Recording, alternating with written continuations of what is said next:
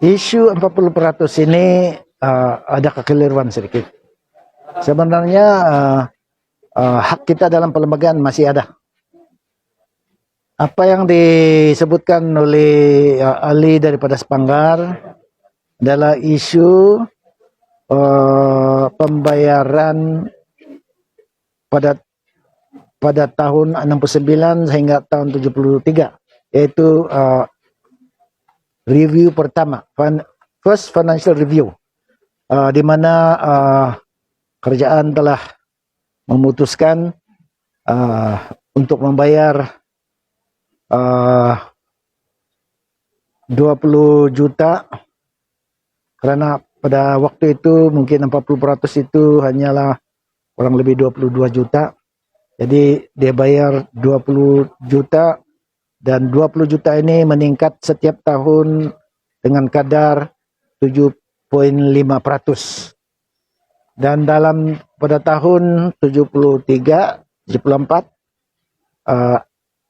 pembayaran itu naik menjadi 26,7 juta. Jadi pembayaran itu adalah untuk mengganti pembayaran 40% untuk masa 5 tahun itu, the first review. Dia tidak akan mengganti hak kita, hanya amount yang dibayar untuk tahun yang 5 tahun itu. Jadi gadget yang disebutkan oleh ahli daripada Sepanggar itu, yang dia bilang baru dia nampak, dan dia gelarkan itu sebagai keputusan yang tersembunyi atau secret lah, rahasia. Sebenarnya tidak. Yang digazetkan itu dalam tahun 70 adalah keputusan untuk 5 tahun first review tahun 69 hingga tahun 73. Ya, jadi itulah yang dimaksudkan dalam gazet tahun 70. Selepas itu tidak ada review. Selama 48 tahun tidak ada review, berarti pembayaran yang kita terima dalam hak 40% ini hanyalah 26,7 juta setahun. Dia flat lah. Baru-baru ini Menteri di Jabatan Perdana Menteri Dr. Max yang bertanggung jawab hal ehwal Sabah dan Sarawak telah mengumumkan pembayaran kerajaan pusat yaitu 5 kali ganda daripada pembayaran yang ada sekarang. Maksudnya 5 kali 26,7 juta. Maknanya amount itu adalah 133,5 juta. Jadi bagi saya ada 2 soalan. Satu, adakah ini pembayaran ini menggantikan hak 40%? Atau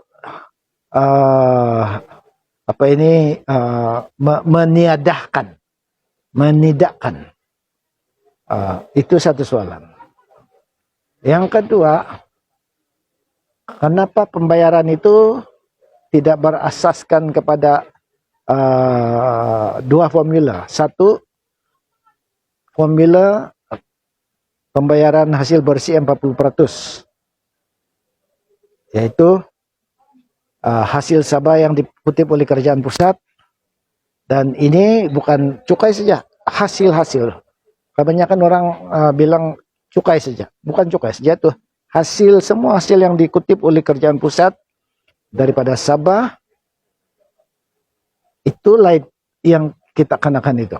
Semua hasil tulak geran-geran yang telah kita terima, dan ini pun bukan termasuk itu peruntukan pembangunan, tidak, itu tidak boleh ditolak, sebab hasil bersih ini hanya 40 tulak itu geran yang kita terima, seperti uh, road grant, apa ini, ada lagi grant-grant yang lain lah. Dan itulah nanti kalau kita menerima, kalau kerajaan pusat pungut 60 juta, 60 bilion daripada Sabah. Kita tolak itu, katakanlah 10 bilion itu grant, ada 50 bilion lagi. Jadi 50 bilion itu 40% daripada itu adalah kita punya bahagian.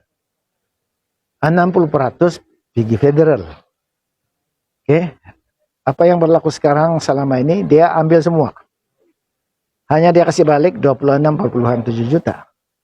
Jadi kita mau supaya 40% itu dibayar mengikut hasil bersih yang dipersetujui dari mulai. Setidak-tidaknya dia perlu gunakan satu formula. Dan formula ini berasaskan kepada keputusan yang ditentukan di dalam first review. Di mana first review itu dia bayar dengan amount, dan amount ini akan naik 7,5% setiap tahun. Jadi ini berarti selama 49 tahun ini kita kira daripada tahun 74 naik 7,5%. Hasil yang perlu dia orang bayar ini, kalau berasaskan kepada keputusan pertama itu, ada kurang lebih 1 bilion. 1 bilion kalau bandingkan dengan yang 5 kali ganda itu, 133,5 juta, itu jauh lebih baik dan berasas. Sebab dalam perlembagaan dia mengatakan, sekiranya tidak ada review, keputusan atau asas yang telah diputuskan sebelum ini dalam review yang terdahulu akan boleh digunakan dan akan digunakan sebagai asas. Jadi saya harap tidak ada kekeliruan lagi. Tapi seperti yang dikatakan oleh Yang Amat Berhormat Ketua Menteri, dia mengatakan kita tidak pernah surrender ataupun melepaskan hak kita ke atas tuntutan 40%.